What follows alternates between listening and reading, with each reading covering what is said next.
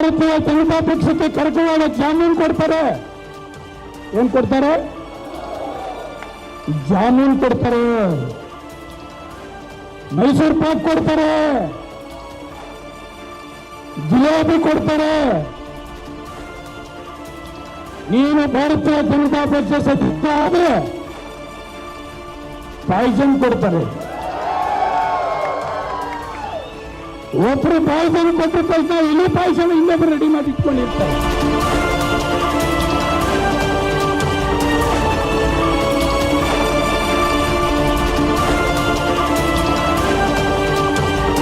ಕಲೆಕ್ಟರ್ಸಿಗಾದ್ರೂ ಸೋಮಶೇಖರ್ನ ಭೇಟಿ ಮಾಡಬೇಕು, ಸೋಮಶೇಖರ ಸಹಾಯ ತಗೋಬೇಕು. ಸೋಮಶೇಖರ್ ಈ ಕ್ಷೇತ್ರದ ಶಾಸಕ, ಅವನ ಸಹಾಯವನ್ನು ನಮಗೆ ಬೇಕು ಅಂತಕ್ಕಂಥದ್ದನ್ನ ಅವರು ಚಿಂತನೆಯನ್ನ ಮಾಡಲಿಲ್ಲ.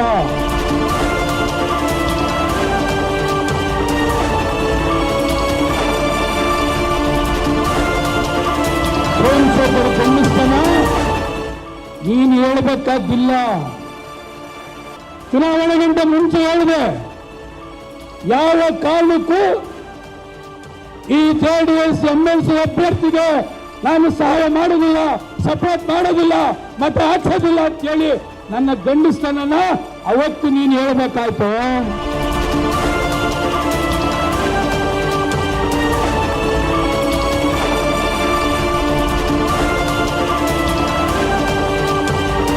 ಮಾಡ್ಬಿಟ್ಟು ಕಾಂಗ್ರೆಸ್ ಪಕ್ಷ ಸೇರಿ ಅಲ್ಲಿ ನಿಂತ್ಕೊಂಡು ಗೆದ್ದು ಕಾಂಗ್ರೆಸ್ ಪಕ್ಷಕ್ಕೆ ಯಾವ ಪಕ್ಷ ಇದೆ ಅದಕ್ಕೆ ನಿಷ್ಠೆಯಿಂದ ಇರ್ರಿ.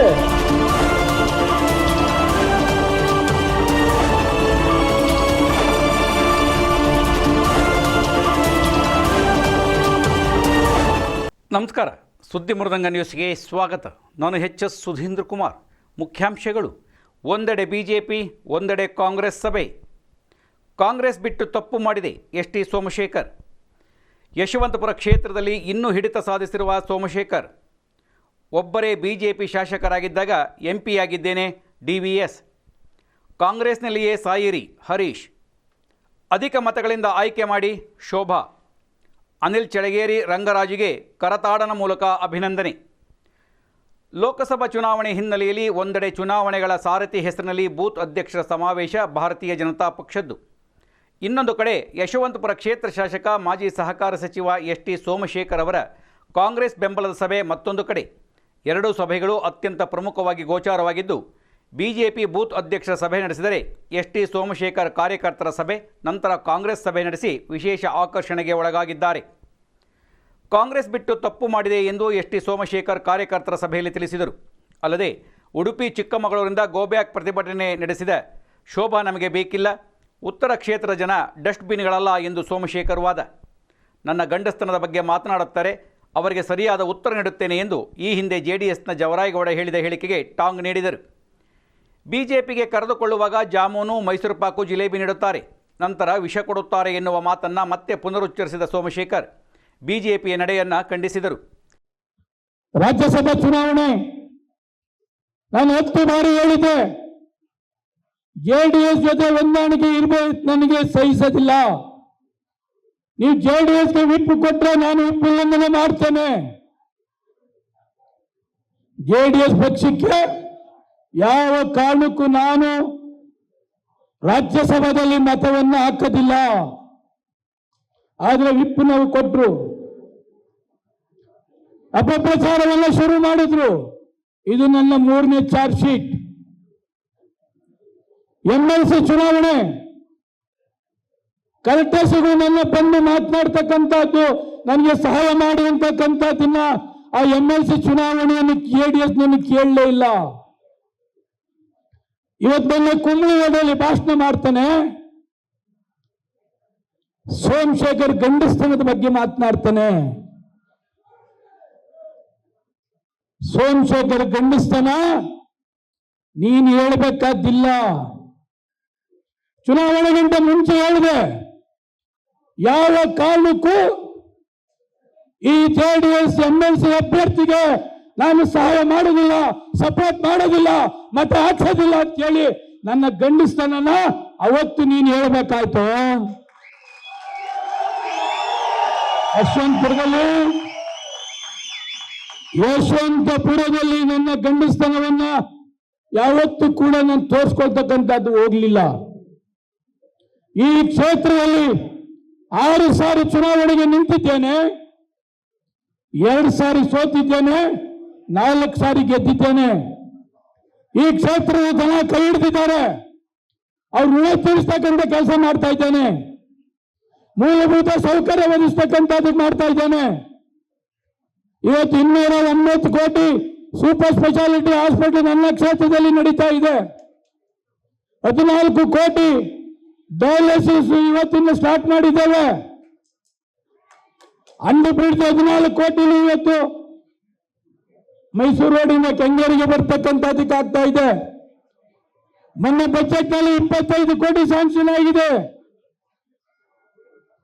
ಸುಮಾರು 100 ಕೋಟಿ ವೈಟ್ ಟಾಪಿಂಗ್ ಅನುದಾನ ಬಿಡುಗಡೆ ಆಗಿದೆ. ಈ ನನ್ನ ಕ್ಷೇತ್ರಕ್ಕೆ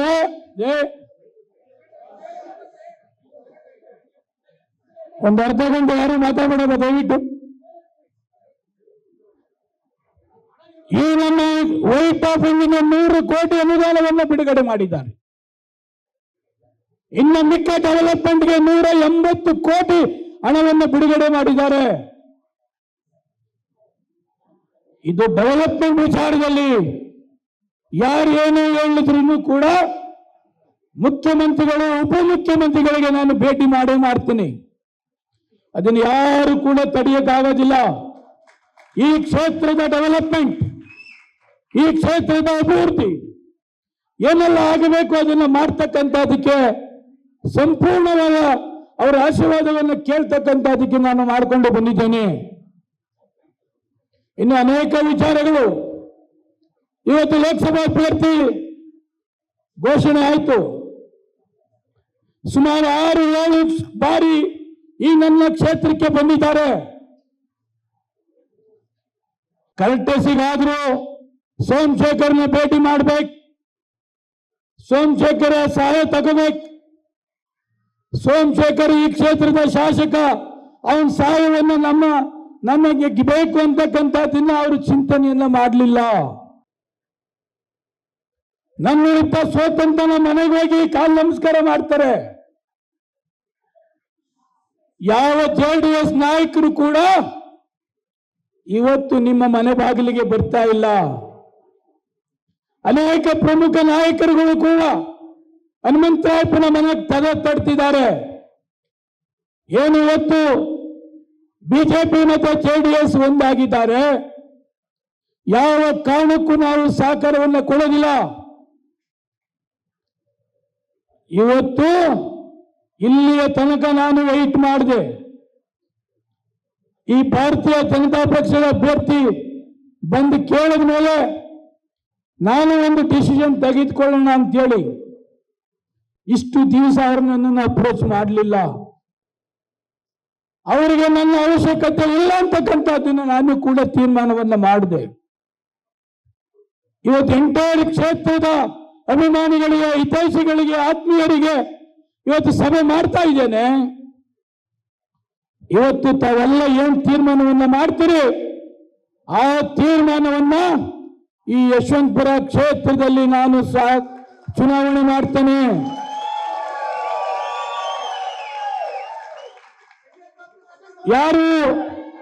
ಯಾರು ನನ್ನನ್ನು ಕೇಳಿದ್ರು,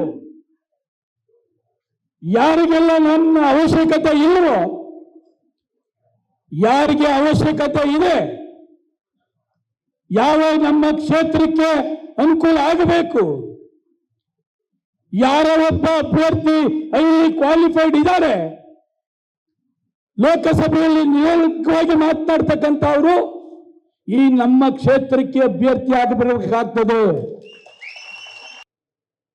ಎಲ್ಲಿ Chikkamagaluru, Udupi go back go back go back ಅಂತ ಹೇಳಿದ್ರು, ಜೋರಾಗಿ ಹೇಳ್ಬೇಕು. ಚಿಕ್ಕಮಗಳೂರಿನ ಜನತೆ, ಚಿಕ್ಕಮಗಳೂರಿನ ಜನತೆ, ಉಡುಪಿಯ ಜನತೆ ಗೋಬ್ಯಾಕ್.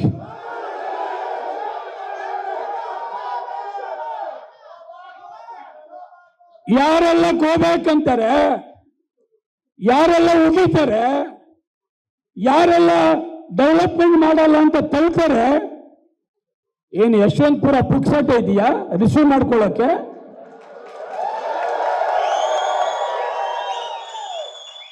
ಏನ್ ನಾರ್ತ್ ಪಾರ್ಲಿಮೆಂಟ್ ಯಾರು ಪುಕ್ಸಟ್ಟೆ ಇಲ್ಲ. ಇವತ್ತು ಅವರ ಜೊತೆಯಲ್ಲಿ ಕೆಲಸ ಮಾಡ್ತಾರನ್ನು ಕೂಡ ನನಗೆ ಹೇಳ್ತಾರೆ, ನೀನು ರಾಜಕೀಯದಲ್ಲಿ ಒಳ್ಳೆ ಡಿಸಿಷನ್ ತೆಗೆದುಕೊಂಡಿದ್ಯಾ. ಇವತ್ತು ಉಡುಪಿಯಿಂದ ಸ್ವಾಮೀಜಿಯವರು ಫೋನ್ ಮಾಡ್ತಕ್ಕಂಥದ್ದು ನನಗೆ 7-8 ಜನ ಹೆಣ್ಣು ಮಕ್ಕಳು ಕೇಳಿದ್ರು. ಉಡುಪಿ ಮಂಗಳೂರಿನ ಸ್ವಾಮೀಜಿಯವರು ಫೋನ್ ಮಾಡ್ತಾರಂತೆ, ಏನಮ್ಮ ನಿನಗೆ ಸೋಮಶೇಖರ್ ಏನು ಮಾಡಿಲ್ಲ, ಡೆವಲಪ್ಮೆಂಟ್ ಮಾಡಲಿಲ್ಲ, ತಾಲೂಕ್ ಪಂಚಾಯತಿ ಜಿಲ್ಲಾ ಪಂಚಾಯತಿ ಮಾಡಲಿಲ್ಲ, ನಿನ್ನ ಅಂತಸ್ತು, ನಿನ್ನ ಕೆಪಾಸಿಟಿ, ನಿನ್ನ ಡಿಗ್ನಿಟಿ, ನೀನು ಭಾರತೀಯ ಜನತಾ ಪಕ್ಷಕ್ಕೆ ಬಂದ್ರೆ ಒಂದೇ ದಿವಸಕ್ಕೆ ನಿನ್ನ ಲೀಡರ್ ಮಾಡ್ತೀವಿ ಅಂತೇಳಿ. ಎಲ್ಲ ಬೋಗಸ್ ಅಂತಂದ್ರೆ 100ಕ್ಕೆ 100 ಬೋಗಸ್. ಭಾರತೀಯ ಜನತಾ ಪಕ್ಷಕ್ಕೆ ಕರ್ಕೊಂಡೋಗ ಜಾಮೀನು ಕೊಡ್ತಾರೆ. ಏನ್ ಕೊಡ್ತಾರೆ? ಜಾಮೀನು ಕೊಡ್ತಾರೆ, ಮೈಸೂರು ಪಾಕ್ ಕೊಡ್ತಾರೆ, ಜಿಲೇಬಿ ಕೊಡ್ತಾರೆ. ನೀನು ಭಾರತೀಯ ಜನತಾ ಪಕ್ಷ ಸದಸ್ಯ ಆದ್ರೆ ಪಾಯ್ಸನ್ ಕೊಡ್ತಾರೆ. ಒಬ್ರು ಪಾಯ್ಸನ್ ಕೊಟ್ಟ ತಕ್ಷಣ ಇಲಿ ಪಾಯ್ಸನ್ ಇನ್ನೊಬ್ರು ರೆಡಿ ಮಾಡಿ ಇಟ್ಕೊಂಡಿರ್ತಾರೆ. ನಾನು ಅದನ್ನು ಹೇಳಿದೆ, ನನ್ನ ರಾಜಕೀಯ ಜೀವನದಲ್ಲಿ ಪೊಲಿಟಿಕಲ್ ಕ್ರೈಸಿಸ್ ಇದ್ದಂತ ಸಂದರ್ಭದಲ್ಲಿ ನಾನು ಮಾಡಿದಂತ ದೊಡ್ಡ ತಪ್ಪು ಕಾಂಗ್ರೆಸ್ ಪಕ್ಷಕ್ಕೆ ರಾಜೀನಾಮೆಯನ್ನು ಕೊಟ್ಟದ್ದು. ನಾನು ಮಾಡಿದಂತ ಮೊದಲನೇ ತಪ್ಪು. ಆ ತಪ್ಪಿನ ನೋವನ್ನು ಅನುಭವಿಸಿದ್ದೇನೆ. ಆದ್ರಿಂದ 10-15 ವರ್ಷ ಯಾರೂ ಕೂಡ ಡೆವಲಪ್ಮೆಂಟ್ ಬಗ್ಗೆ ಮಾಡಿದ್ದೇನೆ. ಇನ್ನು ಬಂದು 2 ದಿವಸ ಆಗಲಿಲ್ಲ, ನಾನು ಸ್ಟೇಟ್ಮೆಂಟ್ ಮಾಡಿದೆ, ಈ ಕ್ಷೇತ್ರಕ್ಕೆ ಹೋಗ್ತಕ್ಕಂಥದಕ್ಕೆ ನನಗೆ ಭಯ ಆಗ್ತದೆ ಅಂತೇಳಿ. ಯಾವತ್ತು ನಮ್ಮ ಯಶವಂತಪುರ ಇರ್ಬೋದು, ಬೆಂಗಳೂರು ನಾರ್ತ್ ಪಾರ್ಲಿಮೆಂಟ್ ಇರ್ಬೋದು, ಯಾವತ್ತು 10-15 ವರ್ಷಗಳಲ್ಲಿ ಈ ತರ ಭಯದ ವಾತಾವರಣ ಯಾವತ್ತೂ ಇಲ್ಲ. ಉಡುಪಿದಾರ ಸ್ವಾಮೀಜಿಗಳು ಆತ ಬುಟ್ಟಾಕಿ ಮಾಟ ಮಂತ್ರ ಮಾಡಿಸ್ತಕ್ಕಂಥದ್ದು, ಯಾವ್ದಾದ್ರು ಲೀಡರ್ ವಿರುದ್ಧ ಮಾಡ್ತಿದ್ರೆ ಅವನ ಮನೆ ಮುಂದೆ ಮಾಟ ಮಂತ್ರ, ಇದೆಲ್ಲ ನನಗೆ ಚಿಕ್ಕಮಗಳೂರಿನ ಉಡುಪಿಯ ಭಾರತೀಯ ಜನತಾ ಪಕ್ಷದವರು ನನಗೆ ವಾಟ್ಸಪ್ ಕಳಿಸಿದ್ದಾರೆ. ಸೋಮಶೇಖರ್ ಅವರೇ, ಈ ವಾಟ್ಸಪ್ನ ನಿಮ್ಮ ನಾರ್ತ್ ಪಾರ್ಲಿಮೆಂಟ್ಗೆ ಕಳಿಸಿ, ಯಾವ ಡೆವಲಪ್ಮೆಂಟ್ ಮಾಡೋದಿಲ್ಲ, ಹಿಂದೂ ಮುಸ್ಲಿಂ ಬಗ್ಗೆ ಮಾತನಾಡ್ತಕ್ಕಂಥದ್ದು, ಒಬ್ಬರಿಂದ ಇನ್ನೊಬ್ಬರ ಬಗ್ಗೆ ಮಾತನಾಡ್ತಕ್ಕಂಥದ್ದು, ಮಾಟ ಮಂತ್ರ ಮಾಡ್ತಕ್ಕಂಥದ್ದು, ಯಾವುದೇ ಡೆವಲಪ್ಮೆಂಟ್ ಕೂಡ ಇಲ್ಲ. ಇದಕ್ಕೋಸ್ಕರ ಉಡುಪಿ ಚಿಕ್ಕಮಗಳೂರು ಜಿಲ್ಲೆಯಿಂದ ಗೋಬ್ಯಾಕ್ ಅಂತಕ್ಕಂಥದ್ದನ್ನ ಹೇಳಿದ್ದೇವೆ ನಾವು ಅಂತಕ್ಕಂಥದ್ದನ್ನ ಕೂಡ ಈ ಸಂದರ್ಭದಲ್ಲಿ ಹೇಳಲಿಕ್ಕೆ ಬಯಸ್ತೇನೆ. ಅದರಿಂದ ನಿಮ್ಮೆಲ್ಲ ತೀರ್ಮಾನ, ರಾಜಕಾರಣ, ನನ್ನ ಸ್ವಂತ ಕೆಲಸಕ್ಕೆ ರಾಜಕಾರಣ ಯಾವತ್ತೂ ಕೂಡ ನಾನು ಇದುವರೆಗೂ ಯೂಸ್ ಮಾಡಿಲ್ಲ. ಈ ಕ್ಷೇತ್ರ ಡೆವಲಪ್ಮೆಂಟ್ ಆಗಬೇಕು, ಆ ಒಂದೇ ಕಾರಣಕ್ಕೆ ನಾನು ಕಾಂಗ್ರೆಸ್ ಪಕ್ಷದ ಮುಖ್ಯಮಂತ್ರಿ ಉಪಮುಖ್ಯಮಂತ್ರಿಗಳಿಗೆ ಅಪ್ರೋಚ್ ಮಾಡ್ತಕ್ಕಂಥದ್ದು. ಇನ್ನು ಅನೇಕ ವಿಷಯಗಳನ್ನ ನಿಮ್ಮ ಏರಿಯಾಕ್ಕೆ ಬಂದಂತ ಸಮಯದಲ್ಲಿ ಮಾತನಾಡ್ತಕ್ಕಂಥದ್ದನ್ನ ಮಾಡ್ತಾನೆ. ನೀವೆಲ್ಲರೂ ಸೇರಿ ಒಕ್ಕೊರಲಿನಿಂದ ಯಶವಂತಪುರ ಕ್ಷೇತ್ರದ ಮರ್ಯಾದೆ ಉಳಿಬೇಕು ಅಂತೇಳಿ ಯಾರು ನಿಮ್ಮ ಮನೆ ಬಾಗಿಲಿಗೆ ಬಂದು ನಿಮ್ಮ ಸಪೋರ್ಟ್ ಕೇಳ್ತಾ ಇದ್ದಾರೆ, ಅವರಿಗೆ ನೀವು ಸಪೋರ್ಟ್ ಮಾಡಿದ್ರೆ ನಿಮ್ಮ ಗೌರವನೂ ಉಳಿತದೆ, ನಿಮ್ಮ ಸ್ವಾಭಿಮಾನನೂ ಉಳಿತದೆ. ನಾವು ಬಂದು ನಿಮ್ಮನ್ನ ರಿಕ್ವೆಸ್ಟ್ ಮಾಡ್ತಾ ಇದ್ದೀವಿ, ದಯವಿಟ್ಟು ತಾವೆಲ್ಲ ದೊಡ್ಡ ಮನಸ್ಸು ಮಾಡಿ ನಮ್ಮ ಅಭ್ಯರ್ಥಿ ರಾಜೀವ್ ಗೌಡ್ರಿಗೆ ಸಪೋರ್ಟ್ ಮಾಡಬೇಕು ಅಂತ ವಿನಯವಾಗಿ ನಾವು ನಿಮ್ಮ ಸಹಾಯವನ್ನ ಕೇಳೋದಕ್ಕೋಸ್ಕರ ನಿಮ್ಮ ಮುಂದೆ ಬಂದಿದ್ದೇವೆ. ಇವತ್ತು ನಿಮ್ಮ ಸಹಾಯ ಕೇಳೋದಕ್ಕೆ ನಮಗೆ ಅವಕಾಶ ಮಾಡಿಕೊಟ್ಟಂಥವರು ನಮ್ಮ ಸೋಮಣ್ಣ ಅವರು, ಹಳೆಯ ಸ್ನೇಹಿತರು ನಮ್ಗೆಲ್ಲರಿಗೂ ಕೂಡ. ಮಧ್ಯದಲ್ಲಿ ನಡೆದಂಥ ಘಟನೆ ಬಗ್ಗೆ ಅವರೇ ವಿಷಾದ ವ್ಯಕ್ತಪಡಿಸಿದ್ದಾರೆ. ಅದು ನಾವು ಮಾಡಿದ್ದು ಸರಿಯಲ್ಲ ಅನ್ನುವಂಥ ಅದನ್ನು ಅವರೇ ಹೇಳಿದ್ದಾರೆ. ಅದನ್ನ ಪಕ್ಕಕ್ಕೆ ಬಿಟ್ಟು ಅವರ ಮುಖಾಂತರ, ಸೋಮಣ್ಣ ಅವರ ಮುಖಾಂತರ ನಾನು ನಿಮ್ಮ ಸಪೋರ್ಟ್ ಕೇಳ್ತಾ ಇದ್ದೇವೆ. ನಮ್ಮ ಕ್ಯಾಂಡಿಡೇಟ್ಗೆ ದಯವಿಟ್ಟು ತಾವೆಲ್ಲರೂ ರಾಜೀವ್ ಗೌಡ್ರಿಗೆ ಸಪೋರ್ಟ್ ಮಾಡಬೇಕು ಅಂತೇಳಿ ಅಂತ. ಯಾಕೆ ಮಾಡಬೇಕು? ಒಂದು 2-3 ವಿಷಯ ನಾನು ಹೇಳ್ತೇನೆ. ಒಂದನೇದು, ಎಂ.ವಿ. ರಾಜೀವ್ ಗೌಡ್ರು ನಮ್ಮ ಲೋಕಲ್ ಅಭ್ಯರ್ಥಿ, ನಮ್ಮ ಸ್ಥಳೀಕರು, ಬೆಂಗಳೂರಲ್ಲಿ ಹುಟ್ಟಿ ಬೆಳೆದು ಕಾಲೇಜು ಬೆಂಗಳೂರಲ್ಲಿ ಮಾಡಿ ಅಮೆರಿಕಾಗೆ ಹೋಗಿ PhD ಮಾಡಿ ಅಲ್ಲೇ ಆರಾಮಾಗಿ ಜೀವನ ಮಾಡ್ಬೋದಾಗಿತ್ತು, ಒಳ್ಳೆ ಕೆಲಸನೂ ಇತ್ತು. ಆದ್ರೆ ಇಂಡಿಯಾದಲ್ಲಿ ಸ್ಥಳೀಯರು ಇವಾಗ ಯಶವಂತಪುರ, ಈ ಕನಕಪುರ ರಸ್ತೆಯಲ್ಲಿ ಹೋಗಿ ನೋಡಿ, ಅಲ್ಲಿ ನಮ್ಮ ಬಹಳ ಸಂಬಂಧಿಕರಿದ್ದಾರೆ. ನಮ್ಮ ಊರಿಗೆ ಮದುವೆ ನೆಂಟಸ್ಥಾನ ಎಲ್ಲ ಇರುವಂತ ಹಳ್ಳಿಗಳೆಲ್ಲ ಇವೆ ಯಶವಂತಪುರದಲ್ಲೇ. ನೀವು ಓಬಿ ಚೂಡನಹಳ್ಳಿಗೆ ಹೋಗಿ ಅಲ್ಲಿ ಕೆರೆ ಕಟ್ಟಿದವ್ರು ಯಾರು ಅಂತ ಕೇಳಿದ್ರೆ ಅಲ್ಲಿ ಊರಿನವ್ರು ಹೇಳ್ತಾರೆ, ದಿವಂಗತ ಎಂ.ವಿ. ಕೃಷ್ಣಪ್ಪನವರು, ನಮ್ಮ ದೊಡ್ಡಪ್ಪ ಕಟ್ಟಿದ್ದು ಆ ಕೆರೆನ ಅಂತ ಹೇಳ್ತಾರೆ. ನೀವು ಬೆಳಗ್ಗೆ ಹೊತ್ತು ನಿಮ್ಮ ಹಳ್ಳಿಗಳಲ್ಲಿ ಡೈರಿ ಮಿಲ್ಕ್ ವ್ಯಾನ್ ನೋಡಿದ್ರೆ ಅದು ಯಾರು ಡೈರಿ ಸ್ಥಾಪನೆ ಮಾಡಿದ್ದು, ನಮ್ಮ ರಾಜ್ಯಕ್ಕೆ ಹೈನುಗಾರಿಕೆ ಕ್ಷೀರ ಕ್ರಾಂತಿ ತಂದಿದ್ದು ಯಾರು ಅಂತ ನೀವು ಕೇಳಿದ್ರೆ ಅದು ನಮ್ಮ ದೊಡ್ಡಪ್ಪ ದಿವಂಗತ ಎಂ.ವಿ. ಕೃಷ್ಣಪ್ಪನವರು. ಆ ಡೈರಿ ಮೂವ್ಮೆಂಟ್ ಇಂದ ಈಗ ಲಕ್ಷಾಂತರ ಅಲ್ಲ ಕೋಟಿ ಅಂತ ಜನಕ್ಕೆ ಒಂದು ಆದಾಯ ಸಿಗ್ತಾ ಇದೆ, ಒಂದು ಜೀವನ ನಡೆಸಕ್ಕೆ ಒಂದು ಅವಕಾಶ ಸಿಗ್ತಾ ಇದೆ. ಆ ಹಿನ್ನೆಲೆಯಿಂದ ನಾನು ಬಂದಿರೋನು. ಅವರು ಕೃಷ್ಣಪ್ಪನವರು ನಮ್ಮ ದೊಡ್ಡಪ್ಪ, ನಮ್ಮ ತಂದೆ ಎಂ.ವಿ. ವೆಂಕಟಪ್ಪನವರು ಅಸೆಂಬ್ಲಿ ಸ್ಪೀಕರ್ ಆಗಿದ್ರು, ಕೌನ್ಸಿಲ್ ಚೇರ್ಮನ್ ಆಗಿದ್ರು, ಈ ಭಾಗದಲ್ಲಿ ಎಲ್ಲರಿಗೂ ಚಿರಪರಿಚಿತರು. ಅವರು ಇಬ್ಬರು ಸ್ವಾತಂತ್ರ್ಯ ಸಂಗ್ರಾಮದಲ್ಲಿ ಜೈಲ್ಗೆ ಹೋದರು.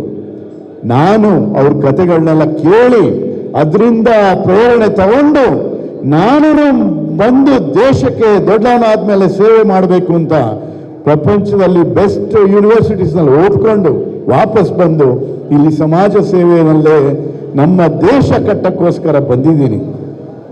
ಈಗ ಯಶವಂತಪುರ ವಿಧಾನಸಭಾ ಕ್ಷೇತ್ರದ ಒಬ್ಬ ಸಾಮಾನ್ಯ ಪ್ರಜೆಯಾಗಿ ಎಸ್.ಟಿ. ಸೋಮಶೇಖರ್ ಮೇಲೆ ಇಟ್ಟಿರ್ತಕ್ಕಂಥ ಅಭಿಮಾನಕ್ಕೆ, ವಿಶ್ವಾಸಕ್ಕೆ, ಗೌರವಕ್ಕೆ ಇವತ್ತು ನನ್ನ ಕ್ಷೇತ್ರಕ್ಕೂ ಸಹ ಇವತ್ತು ಅಭ್ಯರ್ಥಿಯನ್ನು ಕರೆದು ನಾನು ಕಾರ್ಯಕ್ರಮವನ್ನು ಹಮ್ಮಿಕೊಂಡಿದ್ದೆ. ಈಗ ಏನು ಎಸ್.ಟಿ. ಸೋಮಶೇಖರ್ ನಡೆ ಮುಂದಿನ ಅನ್ನೋದನ್ನ ಅವರು ಆಮೇಲೆ ಮಾತನಾಡ್ತಾರೆ. ಅದಲ್ಲದೆ ಕೂಡ ನಾವು ಎಸ್.ಟಿ. ಸೋಮಶೇಖರ್ ಅವರು ಸಾಕಷ್ಟು ನಮ್ಮ ಕ್ಷೇತ್ರದಲ್ಲಿ ಅಭಿವೃದ್ಧಿ ತಪ್ಪು ಅಂತ ಹೇಳ್ಬಿಟ್ಟು ಇವತ್ತು ಎಸ್.ಟಿ. ಸೋಮಶೇಖರ್ ಅವ್ರನ್ನ ನಿರ್ಲಕ್ಷ್ಯ ಮಾಡಿದ. ಆ ನಿರ್ಲಕ್ಷ್ಯಕ್ಕೆ ನಾವೆಲ್ಲರೂ ಸಹ ಅವರಿಗೆ ಬೆಂಬಲವಾಗಿ ನಿಂತು ನಾವೆಲ್ಲರೂ ಸಹ ಕಾಡಿಬೇಡಿ ಹಣ ತಂದಿದ್ದಕ್ಕೋಸ್ಕರ ಇವತ್ತು ನಾವು ನೆಮ್ಮದಿಯಾಗಿ ಇವತ್ತು ಕುಡಿಯೋ ನೀರಿನ ವ್ಯವಸ್ಥೆಯನ್ನು ನಮ್ಮ ಎಸ್.ಟಿ. ಸೋಮಶೇಖರ್ ಅವರು ಮಾಡಿಕೊಡ್ತಾ ಇದ್ದಾರೆ ಬಂಧುಗಳೇ. ಅದರಿಂದ ನಾವು ಬಲಪಡಿಸೋದಂತ ಕೆಲಸ ಮಾಡೋಣ, ಅವ್ರಿಗೆ ಸಹಕರಿಸೋಣ, ರಾಜೀವ್ ಗೌಡ್ರಿಗೆ ಬೆಂಬಲಿಸೋಣ ಅಂತ ಹೇಳಕ್ಕೆ ನಾನು ಇಷ್ಟಪಡ್ತೀನಿ. ಯಾಕೆಂದ್ರೆ ಇವತ್ತು ನಾವು ಭಾರತೀಯ ಜನತಾ ಪಕ್ಷದಲ್ಲಿ ಹೋರಾಟ ಮಾಡಿದಂತ ವ್ಯಕ್ತಿ ನಾನು. ಇವತ್ತು ಅವ್ರ ಜೊತೆ ಯಾಕೆ ಬಂದಿದೆ ಅಂತ ಇದೇ ನಮ್ಮ ಏನ್ ರಾಜೀವ್ ಗೌಡ್ರು ಎಲೆಕ್ಷನ್ ನಿಂತಿದ್ದಾರೆ, ಅದಕ್ಕೆ ನಮ್ಮ ಎಸ್.ಟಿ. ಸೋಮಶೇಖರ್ ಅವರು ಪರವಾಗಿ ಯಾವುದೇ ಸೇವೆಯನ್ನು ಮಾಡಬಾರ್ದು ಅಂತ ಯಾವತ್ತೂ ಕೂಡ ಯೋಚನೆಯನ್ನ ಮಾಡಲಿಲ್ಲ. ಸೋಮಶೇಖರ್ ಅವರು ನಿರಂತರವಾಗಿ ಸೋದರನ ಜನಗಳ ಸೇವೆಯನ್ನ ಮಾಡಬೇಕು, ಆ ಕ್ಷೇತ್ರ ಜನಗಳ ಪರವಾಗಿ ನಾನು ಇರಬೇಕು ಅಂತ ಹೇಳಿ ಇಡೀ ಕ್ಷೇತ್ರವಾದಂತಹ ಪ್ರವಾಸವನ್ನು ಮಾಡ್ತಾ ತಮ್ಮನ್ನ ಕಂಡಂತೆ ಎಷ್ಟೋ ಶಾಸಕರನ್ನ ನೋಡ್ಬೇಕು ಅಂದ್ರೆ ಕಷ್ಟ ಪಡ್ಬೇಕು. ಆದ್ರೆ ಸೋಮಶೇಖರ್ ಸರ್ ಅವರು ವಿಧಾನಸೌಧ ತಪ್ಪಿದ್ರೆ ಯಶವಂತಪುರದಲ್ಲಿ ಇರ್ತಾರೆ. ಯಶವಂತಪುರದ ಅಭಿವೃದ್ಧಿ ಹೆಸರು ಅಂದ್ರೆ ಎಸ್.ಟಿ. ಸೋಮಶೇಖರ್ ಅವರು ಅಂತ. ಸೋಮಶೇಖರ್ ಬಿಜೆಪಿ ಹೋದ್ಮೇಲೆ ನಮ್ಮ ನಾಯಕ ಇಲ್ದಂಗಾಗದೆ. ನಮ್ಮ ನಾಯಕರು ನಾಗರಾಜ್ ಗೌಡ ಬಂದಿರೋ, ಬಾಲರಾಜ್ ಗೌಡ ಬಂದಿರೋ, ನಮ್ಮ ಯಶವಂತಪುರ ಕ್ಷೇತ್ರ 1000 ಜನ ಕಾರ್ಯಕರ್ತಿದ್ದಾರೆ.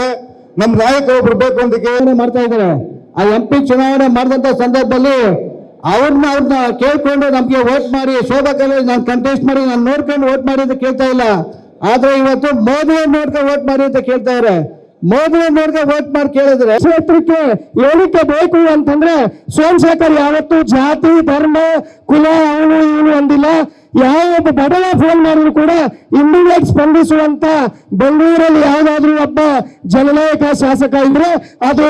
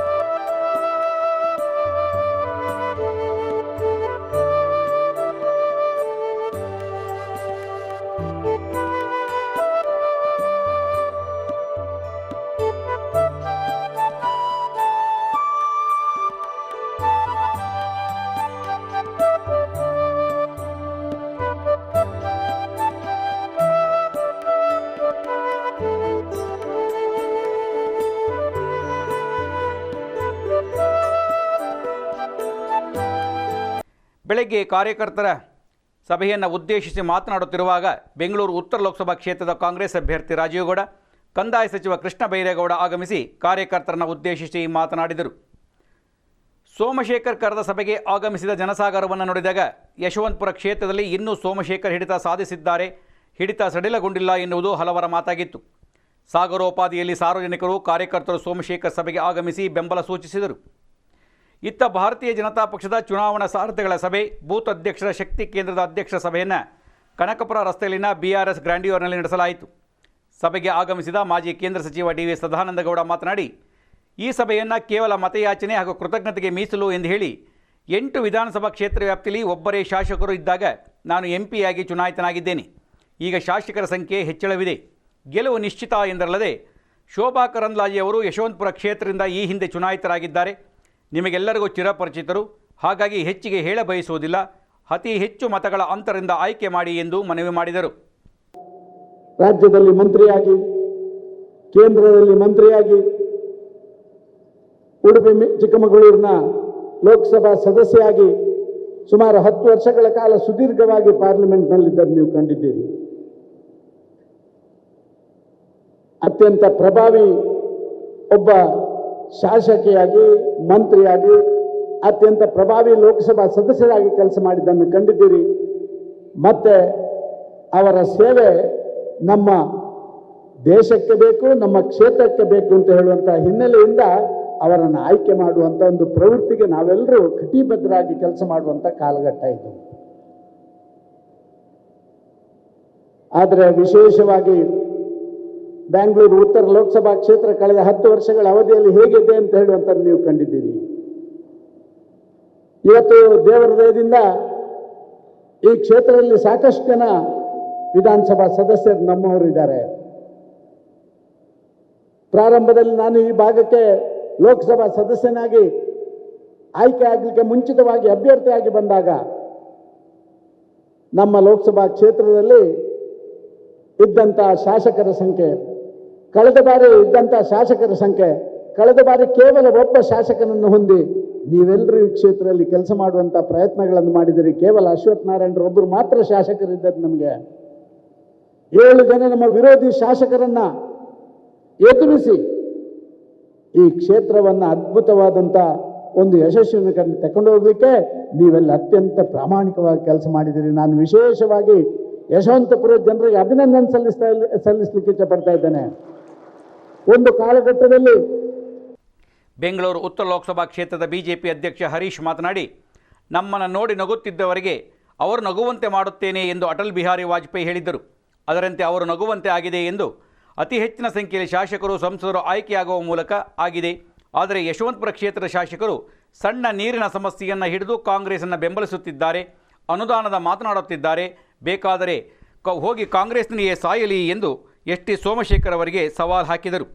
ಅಮಾರದ್ದು ಅಂತ ನೋಡ್ಬಿಟ್ಟು ಹೇಳೋರಂತೆ, ಹಮ್ದು ಅಮಾರದ್ದು ಪಾರ್ಟಿ ಬರ್ತಾ ಇದೆ ನೋಡಿ ಅಂತ. ಅದಕ್ಕೆ ಒಂದು ಪಬ್ಲಿಕ್ ಮೀಟಿಂಗಲ್ಲಿ ವಾಜಪೇಯಿ ಅವರು ಒಂದು ಮಾತು ಹೇಳಿದ್ರಂತೆ, ನಮ್ಮನ್ನು ಇವತ್ತು ಯಾರು ನೋಡಿ ನಗ್ತಾ ಇದ್ದಾರೆ, ಒಂದು ಕಾಲ ಬರುತ್ತೆ ಕಮಲ ಅರಳುತ್ತೆ, ಯಾರು ಇವತ್ತು ನಗ್ತಾ ಇದ್ದಾರೆ ಅವ್ರನ್ನ ನಾವು ನೋಡಿ ನಗಂತ ಸ್ಥಿತಿ ಬರುತ್ತೆ ಅಂತ. ಆ ಸ್ಥಿತಿ ಇವತ್ತು ಅಕ್ಷರಶಃ ಬಂದಿದೆ. ಒಂದು ಆಪೋಸಿಷನ್ ಲೀಡ್ರು ಅಫಿಷಿಯಲ್ ಆಗಿ ತಗೊಳಕ್ಕಾಗಿಲ್ಲ, ನಾವೇ ಹೇಳಿದೀವಿ ನೀವು ಆಪೋಸಿಷನ್ ಲೀಡರ್ ಆಗಿರ್ರಿ ಅಂತ ಸ್ಥಿತಿಗೆ ಇವತ್ತು ಕಾಂಗ್ರೆಸ್ ಪಕ್ಷ ಬಂದಿದೆ. ಇಲ್ಲಿ ಎಲ್ಲರನ್ನೂ ನಾವು ಯಾಕೆ ಕರೆದಿದ್ದೀವಿ ಇವತ್ತು ಅಂದರೆ, ಹೇಳ್ತಾ ಇದ್ರು ಸಾರು 5-6 ಲಕ್ಷ ಓಟ್ ಇದೆ, ಪ್ರತಿ ಬೂತಲ್ಲಿ 1200ರಿಂದ 1400 ಓಟ್ ಇರುತ್ತೆ. ನೀವೇ ಅವ್ರ ಮನೆಗೆಲ್ಲ ತಲುಪೋದು. 1000 ಓಟ್ ಅಂದರೆ 250 ಮನೆ, 250 ಮನೆಗೆ ಹೋಗಿ ಮಾತಾಡಿ ಅವ್ರನ್ನ ಕರ್ಕೊಂಬಂದು ಓಟ್ ಹಾಕ್ಸೋಂಥ ನಮ್ಮ ನಾಯಕರು, ನಮ್ಮ ಸೈನಿಕರು, ನಮ್ಮ ಕಮಾಂಡರ್ಗಳು ನೀವು. ಅದಕ್ಕೆ ನಿಮ್ಮನ್ನು ಇವತ್ತು ಕರೆದು ವಿಶೇಷವಾಗಿ ನಾವು ನಿಮ್ಮನ್ನ ಸೇರಿಸಿ ಇವತ್ತು ಮಾತಾಡ್ತಾ ಇರೋದು. ನಾವೆಲ್ಲಿ ಎಲೆಕ್ಷನ್ ಗೆಲ್ಲೋದು? ರೋಡಲ್ಲ, ಪಬ್ಲಿಕ್ ಮೀಟಿಂಗ್ ಅಲ್ಲ, ಯಾರ್ದೋ ಮನೆ ಅಲ್ಲ.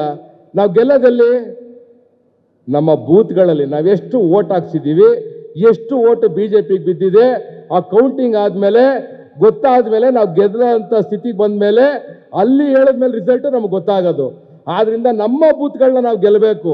ಪ್ರತಿಯೊಂದು ಬೂತು ಇಂಪಾರ್ಟೆಂಟು, ಪ್ರತಿಯೊಂದು ಓಟು ಇಂಪಾರ್ಟೆಂಟು. ಚಾಮರಾಜನಗರದಲ್ಲಿ AR ಕೃಷ್ಣಮೂರ್ತಿ ಅಂತ ಒಬ್ಬ ಲೀಡ್ರು, ಪಾಪ MLA ಕ್ಯಾಂಡಿಡೇಟ್ ನಿಂತಿದ್ದವರು, ಅವ್ರ ಮನೆಯವರೇ ಗಂಡ, ಅವ್ರ ಅಮ್ಮ, ಅವರ ಹೆಂಡತಿ ಇಬ್ರು ಎಲೆಕ್ಷನ್ ದಿವಸ ಓಟ್ ಹಾಕಕ್ಕೆ ಹೊರಟವರು ದಾರಿಯಲ್ಲಿ ಯಾರೋ ಹಾಸ್ಪಿಟ್ಲಲ್ಲಿ ಸೇರೋರು ಒಂಚೂರು ಮಾತಾಡ್ಸ್ಕೊಂಬರೋಣ ಅಂತ ಹೋಗಿದ್ರಂತೆ. ಹೋದಾಗ ಹಂಗೆ ಮಾತಾಡ್ತಾ 4:15 ಆಗೋಯ್ತು. ಹೋಗ್ಬಿಟ್ಟು ಓಟ್ ಹಾಕ್ಬಿಡೋಣ ಅಂತ ಹೋದ್ರೆ ಗೇಟ್ ಹಾಕ್ಬಿಟ್ಟಿದ್ರು 5 ಗಂಟೆಗೆ. ನನ್ನ ಗಂಡ ಗೆದ್ದೇ ಗೆಲ್ತೀನಿ, ನಮ್ಮ ಇಬ್ಬರು ಓಟ್ ಹಾಕ್ಲಿಲ್ಲ ಅಂದ್ರೆ ಏನಾಗುತ್ತೆ ಅಂತ. ನಿಮ್ಗೆ ಗೊತ್ತಿರಲಿ, ಆ ಮನುಷ್ಯ 1 ಓಟಿಂದ ಸೋತ. ಧ್ರುವನಾರಾಯಣ ಅವತ್ತು 1 ಓಟಿಂದ ಗೆದ್ದಿದ್ದು. ತಿರ್ಗಾ MLA ಆಗ್ಬೇಕಂದ್ರೆ 23 ವರ್ಷ ಆಯ್ತು. ಬರೀ 1 ಓಟಿಂದ ಅವ್ರ ಹೆಂಡತಿ ಅವ್ರ ಅಮ್ಮ ಅವತ್ತು 1 ಓಟ್ ಹಾಕಿದ್ರೆ ಅವ್ರು MLA ಆಗಿರೋರು. ಉತ್ತರ ಪ್ರದೇಶದಲ್ಲಿ ಇದೇ ತರ ಒಂದು ಮುಖ್ಯಮಂತ್ರಿ ಕ್ಯಾಂಡಿಡೇಟು, ಅವ್ರ ಮನೆಯವ್ರು ಓಟ್ ಹಾಕ್ಲಿಲ್ಲ, ಅವರು ಓಟ್ ಹಾಕ್ಲಿಲ್ಲ. ಅವ್ರು ಅನ್ಕೊಂಡ್ರೆ ಹೆಂಗಿದ್ರು ನಾನು ಗೆಲ್ತೀನಿ, ನಾನು ಯಾಕೆ ನಾನು ಓಟ್ ಹಾಕ್ಬೇಕು ಅಂತ ಓಡಾಡ್ಕೊಂಡಿದ್ರು ಎಲ್ಲ ಕಡೆ. ಅವ್ರ ಮನೆಯವ್ರು ಒಂದ್ ಕಡೆ ಕ್ಯಾಂಪೇನ್ ಮಾಡ್ತಾ ಇದ್ರು, ಅವ್ರ ಅಮ್ಮ ಒಂದ್ ಕಡೆ ಕ್ಯಾಂಪೇನ್, ಅವ್ರ ಅಪ್ಪ ಒಂದ್ ಕಡೆ ಕ್ಯಾಂಪೇನು. ನಾನು ಅದಕ್ಕೆ ಹೇಳೋದು, ಇಲ್ಲಿ ಕೂತಿರೋರು ನೀವೆಲ್ಲ ಫಸ್ಟು ನಿಮ್ಮ ಓಟ್ನ ಹಾಕ್ಬೇಕು. ನಿಮ್ಮ ಬೂತಲ್ಲಿ ಹೋಗಿ ಫಸ್ಟ್ ನಿಮ್ಮ ಓಟ್ ಹಾಕ್ಬೇಕು, ಆಮೇಲೆ ಬೇರೆಯವ್ರಿಗೆ ಹೇಳ್ಬೇಕು ಓಟ್ ಹಾಕಿ ಅಂತ. 1 ಓಟಿಂದ ಸೋತ್ರು ಅವರು. ಮುಖ್ಯಮಂತ್ರಿ ಆಗಿದ್ದವರು 1 ಓಟಿಂದ ಸೋತ್ರು. ಆದ್ರಿಂದ ಪ್ರತಿಯೊಂದು ಓಟು ಮುಖ್ಯ. ಇಲ್ಲಿ ಕೂತಿರೋರಲ್ಲ, ಅದರ ಅರಿವು ನಿಮ್ಗೆ ಗೊತ್ತಿದೆ. ದಯವಿಟ್ಟು ತಮ್ಮೆಲ್ಲ ಬೂತ್ಗಳಲ್ಲೂ ಓಟ್ ಹಾಕ್ಸೋಂಥ ಕೆಲಸ ನೀವು ಮಾಡಬೇಕು. ಈಗಲೇ ಮಾತಾಡ್ತಾ ಇರ್ಬೇಕಾದ್ರೆ ನೋಡಿದ್ರೆ ನಾಳೆ ಒಂದು ದೊಡ್ಡ ಸಭೆ ಕರೆದಾರೆ ನಮ್ಮ ಇಲ್ಲಿರೋಂಥ MLA ಅವರು. ಅವ್ರಿಗೆ ಕಾಂಗ್ರೆಸ್ಸಿಂದ BJPಗೆ ಬರ್ಬೇಕಾದ್ರೆ ಉಸಿರು ಕಟ್ಟಿದ ವಾತಾವರಣ, ನಮಗೆ ಅಭಿವೃದ್ಧಿ ಕುಂಠಿತ, ಅದಕ್ಕೆ BJPಗೆ ಬಂದೆ, ಅದಕ್ಕೆ ನಾನು BJPಗೆ ಬಂದು ಸೇರ್ಕೊಂಡಿದ್ದೀನಿ, ಇಲ್ಲಿ ಚೆನ್ನಾಗಿದೆ ವಾತಾವರಣ, ಇಲ್ಲಿ ನಾನು ಚೆನ್ನಾಗಿ ಕೆಲಸ ಮಾಡ್ಬೋದು ಅಂತೆಲ್ಲ ಬಂದರು. ಅವರು ಜೀವನದಲ್ಲಿ ಮಂತ್ರಿ ಸಾಧ್ಯನೇ ಆಗ್ತಾ ಇರಲಿಲ್ಲ. ಸನ್ಮಾನ್ಯ ಯಡಿಯೂರಪ್ಪ ಅವ್ರನ್ನ ನೆನೆಸ್ಕೊಬೇಕು, ಭಾರತೀಯ ಜನತಾ ಪಾರ್ಟಿ ನೆನೆಸ್ಕೊಬೇಕು. ಭಾರತೀಯ ಜನತಾ ಪಾರ್ಟಿ ಅವ್ರನ್ನ ಮಂತ್ರಿ ಮಾಡಿದ್ದು, ಮಂತ್ರಿ ಮಾಡಿ ಮೈಸೂರು ಅಂತ ಒಂದು ಕ್ಷೇತ್ರವನ್ನ, ಭಾಗವನ್ನ ಉಸ್ತುವಾರಿಯಾಗಿ ಕೊಟ್ಟಿದ್ರು ಅವ್ರನ್ನ. ಅದೇನಪ್ಪ ಇದನ್ನ ಕಾಕತಾಳಿ ಅನ್ನಂಗೆ ಇವ್ರು ಯಾವುದೋ ನೀರಿನ ಸಮಸ್ಯೆ ಮಾತಾಡ್ತಾ ಇರ್ತಾರೆ, ಪುಟ್ಟಣ್ಣಯ್ಯ ಬಂದುಬಿಡ್ತಾರೆ. ನಾಳೆ ಕಾರ್ಯಕರ್ತರ ಸಭೆ, ಅದು ಯಾವ ಕಾರ್ಯಕರ್ತರ ಸಭೆ ನನಗೆ ಗೊತ್ತಿಲ್ಲ. ಒಟ್ಟು ಪೋಸ್ಟ್ ಅಂತೂ ನಾನು ನೋಡಿದೆ, ಯಾವುದು ಸಿಂಬಲ್ ಹಾಕಿಲ್ಲ. ಕಾರ್ಯಕರ್ತರ ಸಭೆ, ಅದಕ್ಕೆ ಅಚಾನಾಗಿ ರಾಜೀವ್ ಗೌಡರು ಬರ್ತಾರೆ, ಅದಕ್ಕೆ ಇವ್ರು ಓಟ್ ಹಾಕ್ಬಿಡಿ ಅಂತ ಹೇಳೋದು. ಇದ್ರ ಬದಲು ರಿಸೈನ್ ಮಾಡ್ಬಿಟ್ಟು ಕಾಂಗ್ರೆಸ್ಗೆ ಹೋಗಿ ಸೇರಿ ಅಲ್ಲಿ ನಿಂತ್ಕೊಂಡು ಗೆದ್ದಿ ಕಾಂಗ್ರೆಸ್ ಪಕ್ಷಕ್ಕೆ ಯಾವ ಪಕ್ಷ ಇದೆ ಅದಕ್ಕೆ ನಿಷ್ಠೆಯಿಂದ ಇರ್ರಿ. ನಮ್ಮ ಪಕ್ಷದಲ್ಲಿ ಗೆದ್ದು ನಮ್ಮ ಕಾರ್ಯಕರ್ತರೆಲ್ಲ ಕಷ್ಟಪಟ್ಟು ಗೆಲ್ಲಿಸಿ ಅದ್ಯಾವುದೋ ಪಕ್ಷಕ್ಕೆ ಹೋಗಿ ಓಟ್ ಹಾಕಿ ಅವರೇ ಹೇಳ್ತಾರೆ ತಾಯಿ ಒಂದೇ ಪಕ್ಷನೂ ಒಂದೇ ಅಂತ. ಯಾರಿಗೆ ದ್ರೋಹ ಮಾಡ್ತಾ ಇದ್ರ ನೀವೀಗ? ಮೊನ್ನೆ ಓಟ್ ಹಾಕಿದ್ರು ಅಡ್ಡ ಮತದಾನ, ನನಗೆ ಯಾವುದೋ ದುಡ್ಡು ಬರಬೇಕು, ಅದಕ್ಕೆ ನಮಗೆ ಇಲ್ಲಿ ಅನುದಾನ ಬೇಕು ಅಂತ. ಅಂಥದ್ದು ಯಾವುದು? ನೀವೊಂದು MLA ಗೆಲ್ಸಿದೀವಿ ನಾವು, ನೀವು ಹೋಗಿ ಕೆಲಸ ಮಾಡಿ. ನಿಮ್ಗೆ ಅನುದಾನ ಕೊಡಲಿಲ್ಲ ಅಂದರೆ ನಿಮ್ಗೆ ಬೇರೆ ಬೇರೆ ಫೋರಮ್ ಇದೆ, ಹೋಗಿ ಅಸೆಂಬ್ಲಿಯಲ್ಲಿ ಮಾತಾಡಿ. ಅದು ಬಿಟ್ಟುಬಿಟ್ಟು ನನಗೆ ಅನುದಾನ ಬೇಕು ಅದಕ್ಕೆ ನಾನು ಹೋಗಿ ಕಾಂಗ್ರೆಸ್ ಸಪೋರ್ಟ್ ಮಾಡ್ತೀನಿ ಅಂದರೆ ಫಸ್ಟೇ ಕಾಂಗ್ರೆಸ್ಗೆ ನಿಂತ್ಕೊಂಡ್ಬಿಡ್ಬೇಕಾಯ್ತು ಹೋಗಿ ನೀವು. ನಾವೇನಿಗೂ ಬೇಜಾರು ಪಡ್ತಾ ಇರಲಿಲ್ಲ. ನಾವು 2ರಿಂದ 345ಗೆ ಕಟ್ಟಿರೋಂಥ ಪಾರ್ಟಿ ಭಾರತೀಯ ಜನತಾ ಪಾರ್ಟಿ. ಇಡೀ ಪ್ರಪಂಚದಲ್ಲೇ ಸಿಂಗಲ್ ಲಾರ್ಜೆಸ್ಟ್ ಪಾರ್ಟಿ ಇರೋದು, ದೊಡ್ಡ ಪಾರ್ಟಿ ಯಾವುದಪ್ಪ ಇದೆ ಅಂದರೆ ಅದು ಭಾರತೀಯ ಜನತಾ ಪಾರ್ಟಿ. ಅಂಥ ಪಾರ್ಟಿಗೆ ನಿಮಗೂ ಒಂದು ಅವಕಾಶ ಕೊಟ್ಟು 2 ಸಲ MLA ಮಾಡಿದ್ದೀವಿ. ಆದರೆ ದ್ರೋಹ ಬಗೆಬೇಡ್ರಿ, ನೇರವಾಗಿ ಹೋಗ್ಬಿಡಿ ಕಾಂಗ್ರೆಸ್ಗೆ. ಅಲ್ಲೇ ಹೋಗ್ಬಿಟ್ಟು ಅಲ್ಲೇ ಕೆಲಸ ಮಾಡಿ, ಬೇಕಾದ್ರೆ ಅಲ್ಲೇ ಸಪೋರ್ಟ್ ಮಾಡಿ, ನಮ್ದೇನು ಬೇಜಾರಿಲ್ಲ. ನಮ್ಮ ಪಕ್ಷದಲ್ಲಿ ಗೆದ್ದು, ನಮ್ಮ ಪಕ್ಷ ಸಿಂಬಲ್ ಹಾಕ್ಕೊಂಡು ಗೆದ್ದು ಇವತ್ತು ಕಾಂಗ್ರೆಸ್ ಸಪೋರ್ಟ್ ಮಾಡೋದು ಇದು ಒಳ್ಳೇದಲ್ಲ. ಅವ್ರಿಗೆ ನೇರವಾಗಿ ಹೇಳ್ತಾ ಇದ್ದೀನಿ, ಒಳ್ಳೇದಲ್ಲ. ರಿಸೈನ್ ಮಾಡ್ಬಿಟ್ಟು ದಯವಿಟ್ಟು ಹೋಗ್ಬಿಡಿ ಅಂತ ನನ್ನ ಕಿವಿ ಮಾತು ಅವ್ರಿಗೆ. JDS BJP ಸಂಯುಕ್ತವಾಗಿ ಚುನಾವಣೆ ಎದುರಿಸುತ್ತಿದ್ದೇವೆ. ಹಾಗಾಗಿ ಅಧಿಕ ಮತಗಳಿಂದ ಆಯ್ಕೆ ಮಾಡುವ ಹೊಣೆ ನಿಮ್ಮೆಲ್ಲರದ್ದು ಆಗಿದೆ. ಯಶವಂತಪುರ ಕ್ಷೇತ್ರಗಳಿಗೆ ಅತಿ ಹೆಚ್ಚಿನ ಮತಗಳನ್ನು ನೀಡುವ ಮೂಲಕ ಆಯ್ಕೆ ಮಾಡುವಂತೆ BJP ಅಭ್ಯರ್ಥಿ ಶೋಭಾ ಕರಂದ್ಲಾಜೆ ಮನವಿ ಮಾಡಿದರು. ಚುನಾವಣೆಗೆ ಕೇವಲ 20 ದಿನ ಮಾತ್ರ ಬಾಕಿ ಇದೆ. ಅದರ ಮಧ್ಯದಲ್ಲಿ ನಮಗೆ ಯುಗಾದಿ 9ನೇ ತಾರೀಕು, 10ನೇ ತಾರೀಕು ಹೊಸತೊಡಕು, ಅದಾದ ಮೇಲೆ ರಾಮನವಮಿ, ಈ ರೀತಿ 3 ಹಬ್ಬಗಳು ಬರುವಂಥದ್ದಿದೆ. ಈ 3ರಲ್ಲಿ ನೀವು ಕೆಲಸ ಮಾಡಿ ಅಂತ ಹೇಳಿದ್ರೆ ತಪ್ಪಾಗುತ್ತೆ. ಅದಕ್ಕಾಗಿ ಅದನ್ನು ಹೊರತುಪಡಿಸಿ ನಮಗೆ ಬಹಳ ಕಡಿಮೆ ದಿನಗಳು ಸಿಗುವಂಥದ್ದು. ನರೇಂದ್ರ ಮೋದಿಯವರ ಸಾಧನೆ ಬಗ್ಗೆ ಪದೇ ಪದೇ ಹೇಳುವಂಥ ಅಗತ್ಯ ಇಲ್ಲ. ಯಾಕಂದರೆ ನಿಮ್ಮೆಲ್ಲರಿಗೂ ಗೊತ್ತಿದೆ, ಹಲವಾರು ಭಾಷಣಗಳನ್ನು ನೀವು ಕೇಳಿದ್ದೀರಿ. ನಮ್ಮ ಮೊಬೈಲಲ್ಲೇ ಅವರ ಸಾಧನೆ ಏನು ಅನ್ನುವಂಥದ್ದು ಬರ್ತಾ ಇದೆ. ಮೋದಿ ಈ ದೇಶಕ್ಕೆ ಯಾಕೆ ಅಗತ್ಯ ಇದೆ ಅನ್ನುವಂಥದ್ದು ನಮ್ಗೆ ಗೊತ್ತಿದೆ. 2014ರಲ್ಲಿ ಯಾವ ಭರವಸೆಯನ್ನು ಪ್ರಧಾನಿ ನರೇಂದ್ರ ಮೋದಿ ಅವರು ಈ ದೇಶಕ್ಕೆ ಕೊಟ್ಟಿದ್ರು ಅದರಂತೆ ಅವರು ನಡ್ಕೊಂಡಿದ್ದಾರೆ. ಅವರು ಹೇಳಿದ್ರು, ಒಂದು ಭ್ರಷ್ಟಾಚಾರ ರಹಿತವಾದಂಥ ಸರ್ಕಾರವನ್ನು ನಾನು ಕೊಡ್ತೀನಿ ಅಂಥೇಳಿ. ಇವತ್ತು ಕಳೆದ 10 ವರ್ಷಗಳಲ್ಲಿ ಅವರಿಗಾಗಲಿ, ಅವರ ಮಂತ್ರಿಮಂಡಲಕ್ಕಾಗಲಿ, ಅವರ ಆಫೀಸರ್ಗಾಗಲಿ ಒಂದೇ ಒಂದು ಭ್ರಷ್ಟಾಚಾರದ ಕಪ್ಪು ಚುಕ್ಕೆ ಇಲ್ಲದಂತೆ ಆಡಳಿತ ನಡೆಸಿದಂಥವರು ನಮ್ಮ ಪ್ರಧಾನಿ ನರೇಂದ್ರ ಮೋದಿ ಅವರು. ಅವರು ಹೇಳಿದ್ರು, ಮಂದಿರವಲ್ಲೇ ಕಟ್ಟುವೆವು. ನಾವು ಹೇಳಿದ್ವಿ, ಇಟ್ಟಿಗೆ ತಗೊಂಡೋಗಿದ್ವಿ. ಇದರಲ್ಲಿರುವಂಥ ಹಲವಾರು ಜನರ ಮುಖಗಳು ನಾವೆಲ್ಲ ಇಟ್ಟಿಗೆ ಹೊತ್ತವರಿದ್ದೀರಿ. ರಾಮ ಮಂದಿರಕ್ಕಾಗಿ ಇಟ್ಟಿಗೆ, ಅದಕ್ಕೆ ಮೊದಲು ಗಂಗಾಜಲ, ಈ ರೀತಿ ಬೇರೆ ಬೇರೆ ಹೊತ್ತವರು ಇಲ್ಲಿ ಕೂತಿದ್ದೀವಿ. ಕಾಂಗ್ರೆಸ್ ಅವರು ನಮ್ಗೆ ಆಡ್ಕೊತಾ ಇದ್ರು. ಇಟ್ಟಿಗೆ ತಗೊಂಡೋದನ್ನು ಏನು ಮಾಡಿದ್ರಿ, ಅದನ್ನು ತಿಂದ್ಬಿಟ್ರ, ಅದನ್ನು ಮಾರ್ಕೊಂಡ್ರ ಅಂತ ಕೇಳ್ತಿದ್ರು. ಆದರೆ ಪ್ರಧಾನಿ ನರೇಂದ್ರ ಮೋದಿ ಅವರು ಹೇಳಿದ್ರು, ರಾಮ ಮಂದಿರ ಆಗದೇ ಇರುವುದಕ್ಕೆ ಮೂಲ ಕಾರಣ ಕಾಂಗ್ರೆಸ್. ಯಾಕಂದ್ರೆ ಕಾಂಗ್ರೆಸ್ ರಾಮ ಮಂದಿರ